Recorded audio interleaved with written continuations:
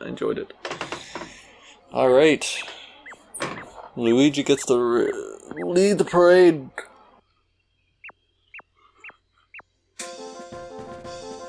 Well, I'm so happy to finally beat this game, and I guess, now is kind of a good time to go over final thoughts, what I think of the game. Hopefully my tiredness doesn't get in the way too much. It's almost 4:40 in the morning. Like Lester Brown. Man, they had to draw that unique sprite for Goombario there. Man, a few unique sprites just for the ending. Cooper. Lady Bo just laughing. Oh, parrot carries rather than confetti. So, for a game of its age, which I think at this point is over 18 years old, I think it still holds up incredibly well today. It's a late N64 title. I don't know if it's the last one that got released for the N64, but it is a late N64 title. And I have to say, I definitely think they went. Part of me thinks they went with the paper aesthetic because it helps separate it, but I feel like it could work with it easier, like get more out of it. Like it doesn't. If they rendered full 3D models, I feel like it would have took more processing power, even with the expansion pack. So it might have not even been possible that way.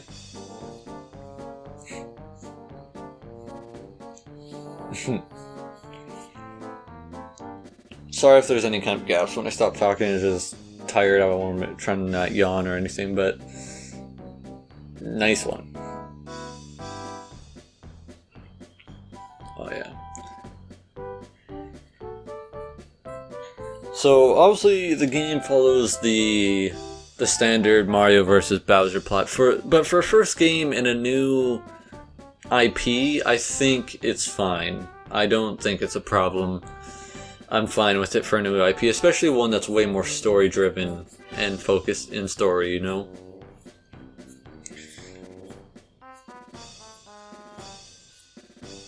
Oh, I was about to say, I'm like, what? Chapter 3. And I know there's a lot of people who wanted the follow-up to Mario RPG and the 7 Stars, I think that's what it's called, for the SNES. I kind of like, part of me would like to see that too, but as a game, I would call this a spiritual successor, because I believe they were in development for the next game, but then they got cancelled, and I guess I don't know if this came out as the new RPG or how that proceeded, but Yoshi. Oh, the lava piranha plant. But I do feel like, despite it's different, but I still feel like people enjoy it because it still has turn-based combat and stuff. I haven't played the SNES game though, so I can't say for sure myself. But anyway, in terms of mechanics, I feel like there's enough depth there for it to be interesting and to keep it fun, but it's still not like the most deep mechanics.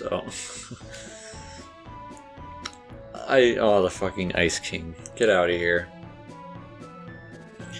You and your fucking casually healing for 40 HP or a little horse shit.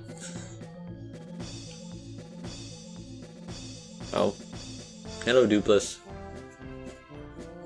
Not the real Dupless, though.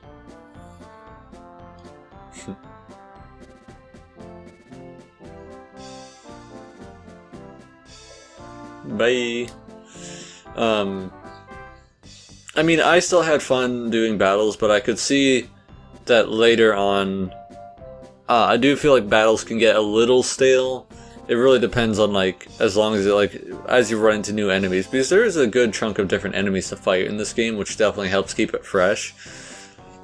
But, I kind of want to use the Ice King here for an example, because your partners can't can't do a lot of things, which I think really limits them. You know, they're all one-hit wussies. They all get hit by one attack. They can't do anything. Oh, I thought that was going to go on longer. Well, damn. Or maybe it is, I'm not sure. They can't use items. You have to equip a badge for them to focus. And, like, they are pretty limited. And besides just attacking.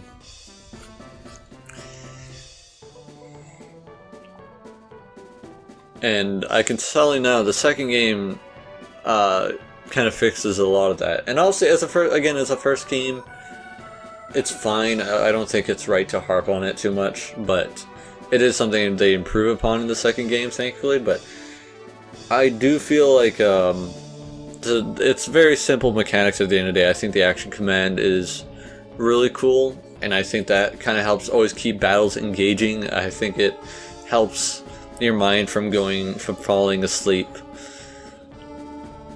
But I still find that battles can get boring. I feel like if I played this game more, it would happen more. But because this is my first time playing through the game myself, I don't really feel like that became an issue. But I do feel like on more repeated playthroughs, it could become an issue, or if you want to do a lot of grinding. Because I don't feel like it's the most deep combat system ever.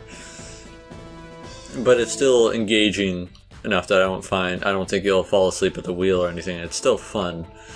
You know, I think the story's good. I don't want to really go super deep into the story. I think it's good. I like the writing. I think it still holds up even 18 years later. Maybe it's a little rough around the edges, but I still think it holds up. I think the pacing for the most part is good. Like I said, I feel like they could have paced out getting new partners a little better, because you don't even get a new partner in Chapter 7, for instance. And I can, maybe see what they were going for is that if you get your last partner earlier, you get more time with them. But I don't know, I still feel just a little iffy about how you get 3 partners so early on in the game. I feel like it would have helped if they pushed one partner back so it was better spread out.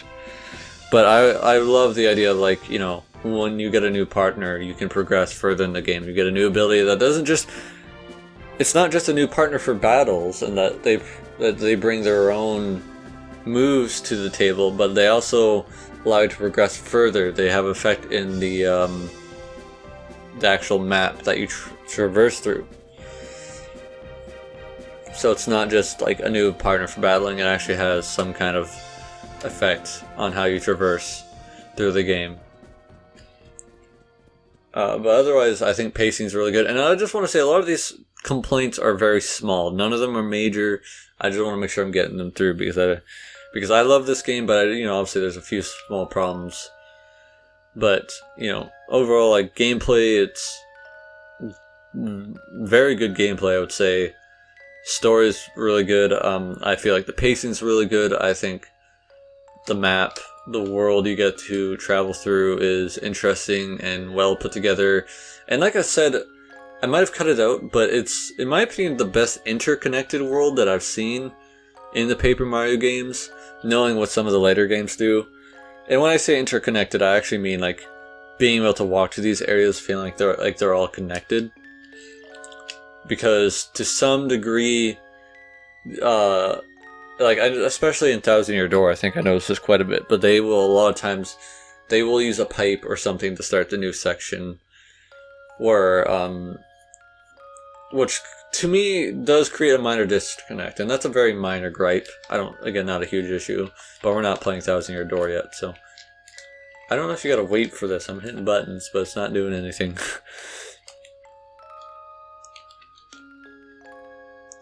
Well, I guess I can keep talking or just let it play out. But, I'm happy this game exists. It's part of my childhood. And, Chapter 3 is my personal favorite. Chapter 7's gotta be my second favorite. But from there, I have a hard time. I don't dislike any chapters just to get that out there. But I would either need to play through the game again or just think about it more. I was kind of worried about Chapter 6. I was worried I might get bored of it, but I actually found it way more entertaining than I thought it would be. Despite the fact that I kind of got confused, but that's my own fault, not the game's. So I might put Chapter 6 as my third favorite. I think the toy box actually might be my least favorite. I don't... The amount of back and forth in that one just kind of got on me, and I don't know, there's something about it that just... I personally found that one the most arduous to go through. Not that it was like super difficult or anything, I had the least fun with that chapter, I would say. Which again, I still had fun with it, just the least fun. Can I do anything, or is... Oh, I'm still playing. But I will always remember Chapter 3 because, in the way I put it is there's always, well, I shouldn't say always, but there's usually what I would deem the scary chapter in a Paper Mario game. And when I say scary, I don't mean like horror film or a horror game like Dead Space 2, for instance. It's not going to scare you like Dead Space 2, but the chapter that's kind of meant to make you feel uneasy. And if you're like me, and I was watching my cousin play this when I was like 3, 4, 5 years old, you know, it scared me. I wasn't like running out of the room. I wanted to see my cousin play it because I felt safe with my cousin there, and it's a very dear memory to me. But it was still like something that made me feel uneasy, and it's the chapter I remember the best and the one I always look forward to. I literally cannot. I'm hitting the buttons, but it's not doing anything. Does this time out? I can keep talking, it's fine. But yeah, this game definitely has special thought or special places in my heart, in my memory.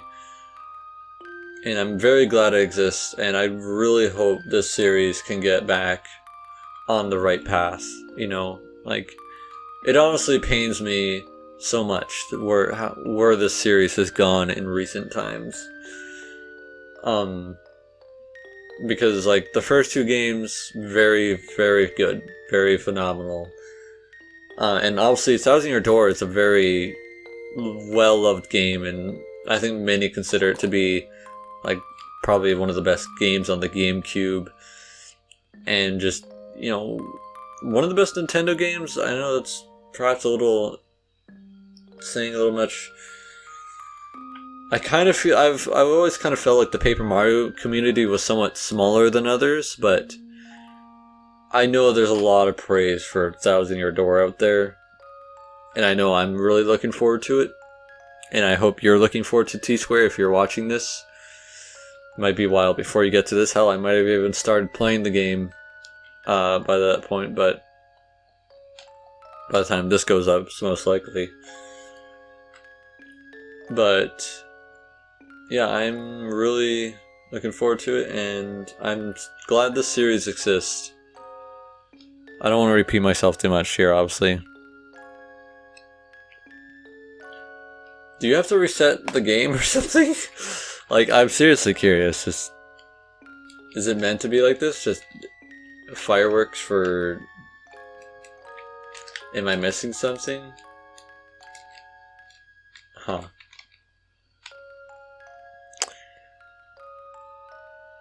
But yeah, I would, anyone who likes RPGs, and like, you know, for example, I know that this is not like, compared to like Final Fantasy or some other RPGs out there, I know it will seem very shallow, but it's kind of like Mario's 2D games, like his 2D platformers or 3D platformers. They're simple games, but simple can be fun, and I think that's what Paper Mario does really well. It's very simple, but it's just so well put together that's fun, you know? Like, they know how to make solid combat mechanics, solid turn-based mechanics. They know how to make an interesting world, and the mechanics are good, so it's simple, but it is fun, and I would recommend getting it or trying it if you're okay with a maybe more simplistic RPG. Now, yes, I am playing this on the N64, which is actually why the playthrough got delayed a little bit initially, because I had to buy an extra piece of equipment to record it. I think I already went over that in a different video, so I won't go over here, but I'm glad that my friend got to finally beat this game today, and I got to beat it today. I guess technically it's next day now, but you know, we beat it within the same 12 or even 6 hours, I don't know, so me and my friend got to beat this game on the same day. I think that's pretty cool.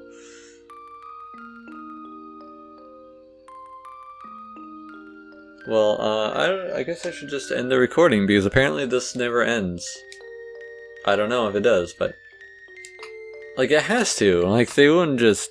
I mean, I can cut out, just wherever I think I should cut out, so that's fine, but like, if this doesn't end, then I probably will just end the recording. Like, this can't go on forever, surely.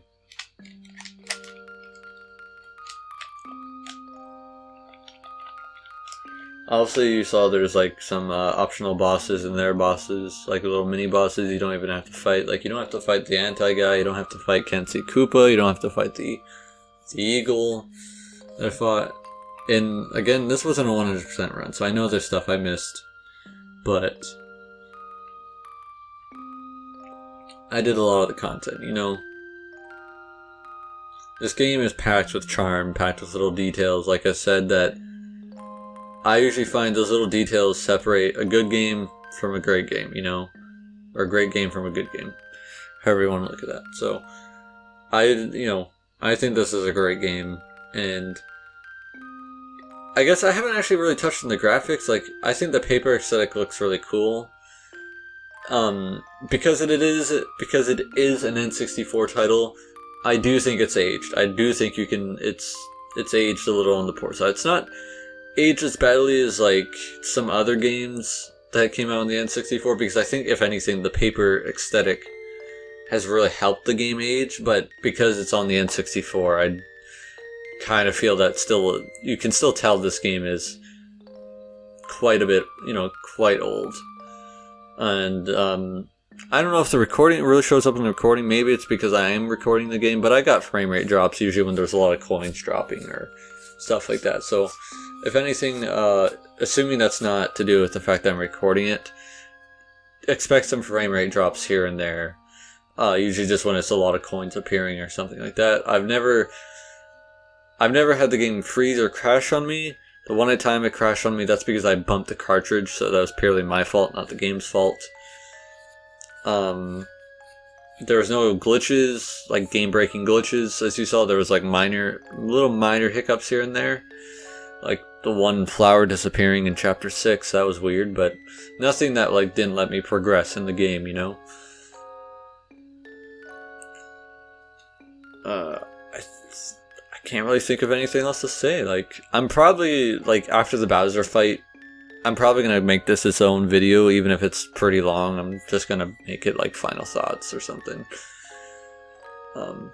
But yeah, I'm happy to have beaten this game now after watching my cousin play it so much and having very fond memories, and just like, I've kind of pretty much always had this game in the back of my mind. Like, I just want to beat Paper Mario. It's something, it's on my wish list, on my bucket list, and I finally get to cross that off.